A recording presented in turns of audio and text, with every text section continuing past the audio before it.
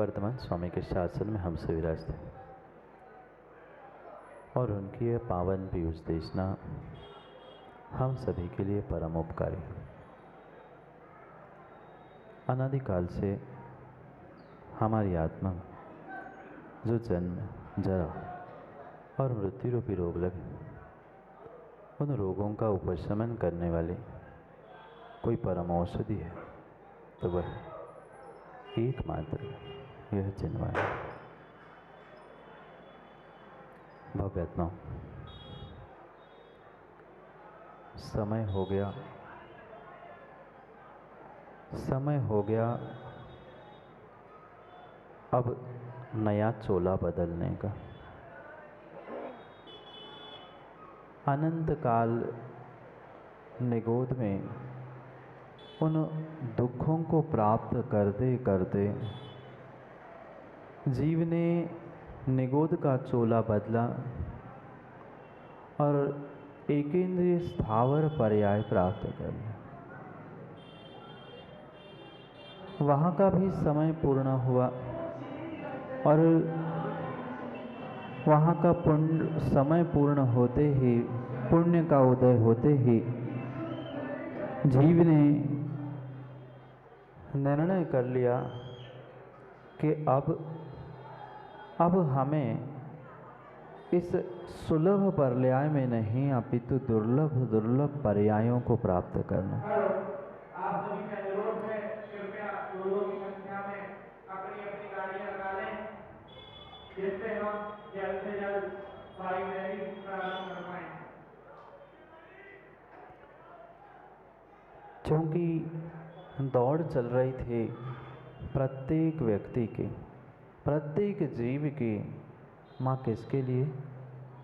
सुख के लिए, शांति के लिए।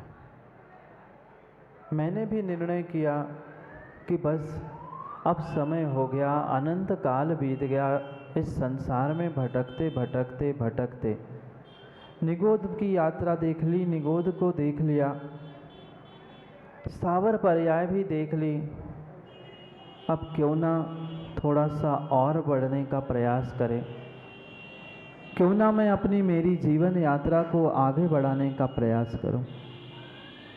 और जैसे ही पुरुषार्थ पूर्वक वह पुण्यवर्धन करने का प्रारंभ किया,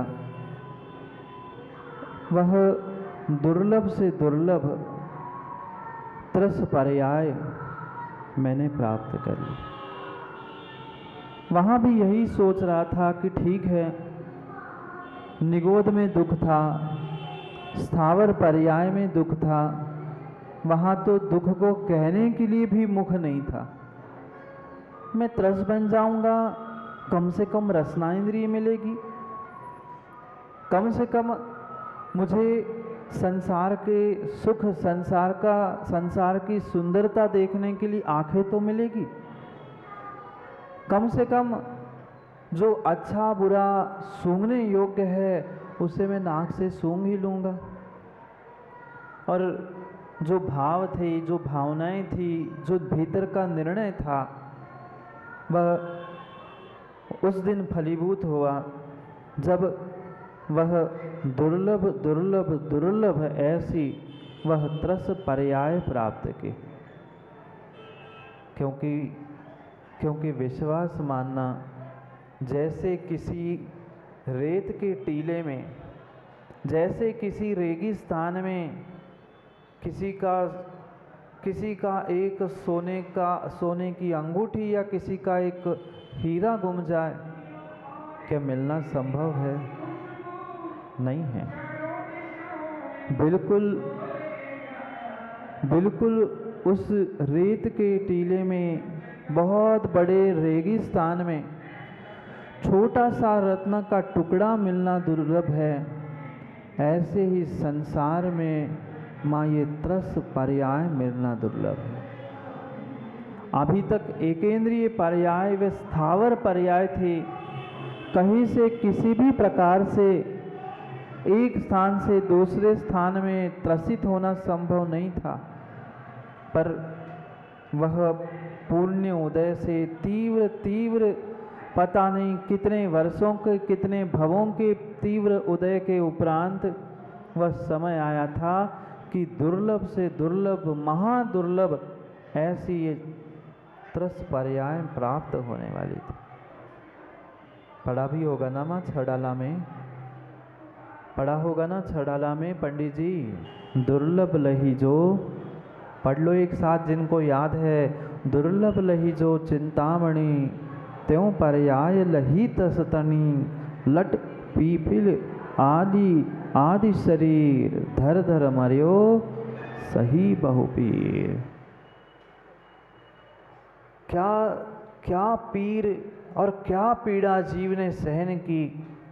आज पुण्य के उदय में चक्रे जीव भूल जाता है कि कितने दुख, कितने कष्ट भोगते भोगते ये मनुष्य पर्याय जैन कुल मिली है।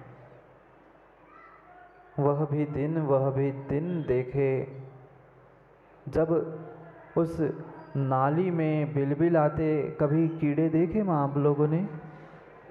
वे नाली में बिलबिल आते कीड़े जैसे बिलबिला रहे थे, तड़प रहे थे, पुकार रहे थे, बचने का प्रयास कर रहे थे पर बच नहीं पा रहे थे। उस अवस्था में, उन स्थानों में कभी अपने आप को भी तो देखा करो। आज उनको बिलबिलाते देख रहे हैं, उनको तड़पते हुए देख रहे हैं, क्या आप और हम नहीं थे वहाँ पे? नाली में उस कीड़ों को देखकर, उस चींटी, इल्ली आदि उन क्षुद्र जीवों को देखकर ऐसे लगता है कि कैसे जी रहे होंगे। धोखे से किसी का पैर भी पड़ गया, प्राण चले गए। उस पर्याय में भी 1 2 बार, 4 6 10 बार नहीं, कई बार हम जन्म मरण कर चुके। धर धर मर्यो सही बहुपीर। ऐसी पीड़ा, ऐसा कष्ट सहन किया है कि जिसको मुख से, जिह्वा से कहना ही संभव नहीं है। सोचो ना, इतना सा वह जीव, इतनी सी वह इल्ली, जैसे ही उस इल्ली, चींटी आदि जीवों पर पैर रख गया, पैर नहीं रख गया। उस मच्छर को तो देखा होगा, थोड़ा सा हाथ लग गया मच्छर, वहीं पर ढेर हो जाता है, समाप्त हो जाता है। उन सभी पर्यायों में यात्रा करते करते ये दुर्लभ में भी महान दुर्लभ मनुष्य पर्याय मिली है। अभी भी चेत लो, अभी भी चेत लो। इस संसार में त्रस पर्याय सबसे दुर्लभ पहले कही, और वो भी एक चिंतामणि रत्न के समान। ये आज के हीरे जवाहरात कहाँ लगते हैं चिंतामणि रत्न के आगे? चाहे किसी विदेश में जाके खोज लेना, बाकी सब हीरे जवाहरात जितने प्रकार के मिल जाएंगे, वह लंदन में कोहिनूर भी मिलेगा, भले ही चुराया सही, पर उनके पास कोहिनूर तो है, पर चिंतामणि किसी के पास नहीं। ऐसा नहीं होता क्या? रास्ते पे जाते जाते कई सारे भिखारी मिलते हैं, कई सारे मांगने वाले मिलते हैं, पर क्या सबको देते हो आप? दुकान पे भी बहुत सारे लोग मांगने के लिए आते, पर क्या सबको देते हैं आप? किसी किसी को देने के सहज भाव होते, नहीं यार इसको तो दे ही दे। क्यों? क्योंकि उसका तज्जन्य पुण्य था, इसलिए 10-20 में से किसी एक को देने के भाव हुए। बिल्कुल ऐसा ही है। ये जितनी आगम में लिखी हुई व्यवस्था है सब थी, अभी भी है। अंतर इतना है, हमारा पुण्य का उदय नहीं है, इसलिए हमारे सामने वो दिखाई नहीं दे रही है। ऐसे ऐसे रत्न, ऐसे ऐसे मणि होते थे, ऐसे ऐसे दिव्य रत्न होते थे कि तुम्हारे ये बल्ब और ये हैलोजन कहाँ लगते? एक रत्न सामने रख तो पूरा कमरा और पूरा स्थान जगमगा जाता था। आज वालचंद जी बेचते ना सोना चांदी हीरे जवाहरात, कितनी चमक है, एक एक देखना पड़ता है, हाँ हाँ चमक रहा है। जितना पुण्य चमकेगा उतना ही तो हीरा चमकेगा, और जितना हीरा चमकेगा उतना पुण्य चमकेगा। ये निर्णय अनुमान से करना होगा। उस चिंतामणि रत्न जैसे मिलना दुर्लभ है, सामान्य रत्न नहीं, नहीं सामान्य रत्न नहीं, चिंतामणि रत्न मिलना बालू के ढेर में सहजता से, ये जितना दुर्लभ है उतना ही दुर्लभ त्रस पर्याय प्राप्त करना है। जीव समझ नहीं पाता, जो मिला है उसकी उसे किंचित भी कीमत नहीं है, बिल्कुल बिल्कुल कीमत नहीं है। एक व्यक्ति ऐसे ही खोज कर रहा था, अपना अपना काम कर रहा था, अपनी अपनी सुख शांति की, 2 समय की रोटी की खोज चल रही थी, सुखी था बेचारा। पर आज के इंसान को, आज के जीवों को दूसरे का सुख कहाँ अच्छा दिखता है? दिखता है? नहीं दिखता। कोई सुखी है, कोई संतोषी है तो कान में जाके कह आएंगे, संतोष जी ऐसा नहीं, ऐसा करो ये हो जाएगा। बेचारा अपनी अपनी खेती करता था, मेहनत करके रोजी रोटी कमाता था, घर परिवार चलाता था। किसी बहुत अच्छे मित्र ने सलाह दी, सलाह देने वालों से नीरज भाई बच के रहना, क्योंकि संसार में, समाज में और देश में रायचंद जी बहुत है, करमचंद जी कम है। ज्ञानचंद जी और रायचंद जी तो हमें हर गली मोहल्ले में मिल, गली मोहल्ले नहीं, टीकमगढ़ तो घर घर में मिल जाए। कपूरचंद तो हो सकते पर करमचंद नहीं है। मैं करमचंद कह रहा हूँ, काम करने वाले करमचंद होते हैं, सलाह देने वाले रायचंद होते हैं। तो राय दे दी किसी ने कि क्या तू फालतू में खेती कर रहा है, कहाँ पैसे कमाएगा, एक काम कर ले, ये खेती बेच बाच के कहीं बाहर व्यापार करने चला जा, बढ़िया 2 कुछ रत्न खरीद के ले आना और उससे पूरा जीवन निकल जाएगा, सुख शांति से जिएगा। अब माँ किसी ने कान में कुछ कह दिया और फिर चैन थोड़ी पड़ती है। वैसे तो चैन से जी लेता है, पर दूसरे की चैन देख के चैन नहीं आती। अब कान में डसी लिया था उसने, अब विकल्प क्या करूं क्या करूं क्या करूं, और उसने निर्णय कर लिया, निकल गया वह बहुत हीरों की, सुंदर बड़ी बड़ी हीरो की खदान, और उस हीरे को खरीदने के लिए। किसको बेच के? अपने खेत को बेचकर निकल गया। उस खेत में, जिस खेत को उसने बेच दिया, दूसरे व्यक्ति ने खरीद लिया, और उस खेत को खरीदने के बाद 2-4-6 महीने ही बीते होंगे, 6 महीने ही कुछ लगभग बीते होंगे उस खेत खरीदने वाले को। एक खेत में काम करते करते एक छोटा सा पत्थर का टुकड़ा आया, थोड़ा सा चमकीला था, सो वो घर में लाकर उसने रख दिया। जिसने वो खेत खरीदा था,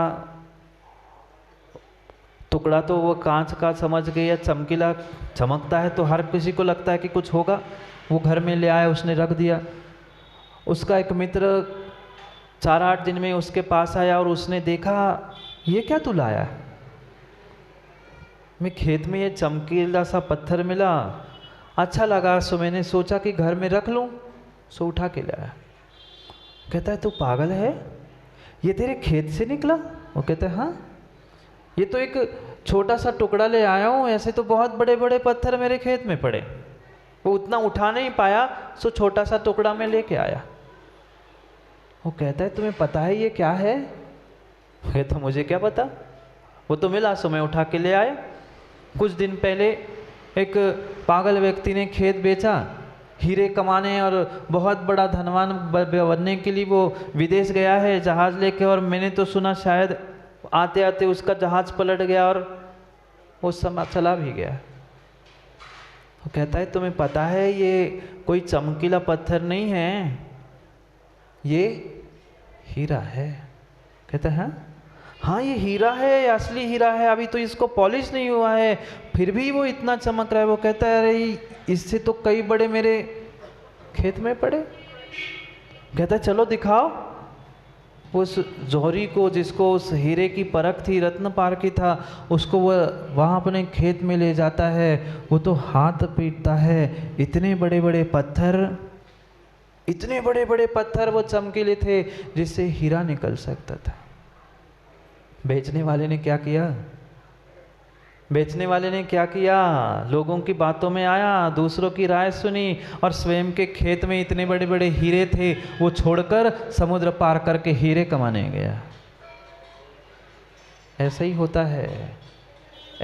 होता है। स्वयं के पास ही हीरे जवाहरात सब धन दौलत है, पर स्वयं की पहचान है किसको?